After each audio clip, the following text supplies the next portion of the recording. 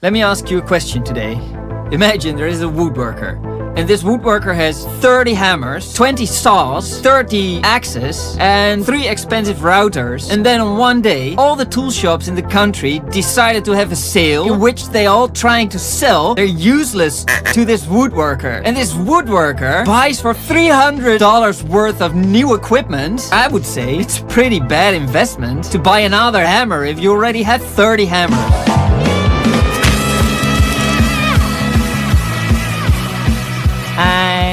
I'm gonna eat bread. Bread! This is my bread. There's a German thing on it. Black Friday, honey. So, let's get into this. Today I'm going to talk about something that I'm super duper annoyed about. And it's Black Friday. Let me first eat my bread. Did you know? Oh, I'm so hungry.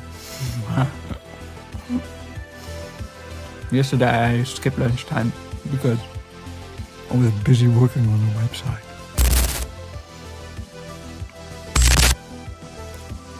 I love this. This is gonna be the best video ever. It's just me eating bread with cheese. I love cheeses. Very much. Alright, did you know that the average producer spends over $300 on plugins on Black Friday every year? And do you know what happens next? They never use them! Today we dive into a topic that gets me fired up every year! And this year, I'm going to say no to Black Friday. No! Specifically, I want to talk about how Black Friday kills your music production. Before you click away because you think I'm an old Scrooge. And I am an old Scrooge. But guess what? You're also a Scrooge. Why am I screaming? This video is sponsored by cheese. Look at this cheese. That's the best cheese. Look at it. Wow. If you think this video is dumb, hit the thumbs up. Because it is dumb. This next piece is written by AI. So I'm going to perform it as a robot. Let me tell you a story. Remember that epic track that you were working on last year? The one that sounded incredible. Until Black Friday hit. Suddenly, your inbox was flooded with Unmissable deals on the latest and greatest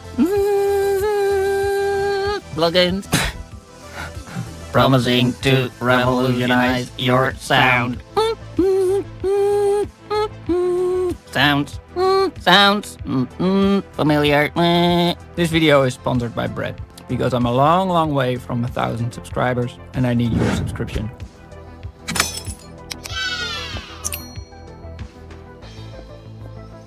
I'll be honest, most of my videos aren't as dumb as this one. Today, I wanted to create a dumb video. Right, lunch finished. Let's get into the useful stuff. Here's a trap. These companies are brilliant at marketing. They prey on your desire for instant gratification and on your insecurities. And they promise stellar results with their latest plugins. Of course, we get caught in the cycle, amassing plugins we barely understand and never truly master any of them. To give you an example, the latest free plugin from Waves. Isn't that a classic example of a shiny object syndrome? Sure, it's free, but is it really useful? Or is it just another exciter plugin designed to make your tracks Louder and more aggressive! Let's be honest, we don't need more loudness, we need quality sound design, creative mixing, and a deep understanding of the tools we already have. But how do we do this? Without falling victim to an endless cycle of purchasing plugins.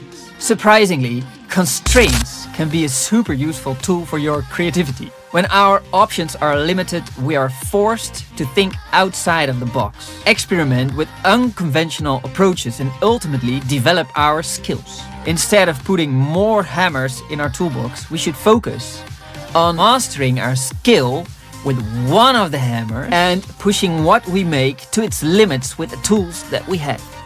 By embracing constraints, we can unlock new levels of creativity and innovation. So this year, instead of going into a buying spree, buy only one plugin or one VST library that you truly need. This will force you to rely on the tools you already have and push your creativity to its limits. Here's a secret that the internet doesn't want you to know.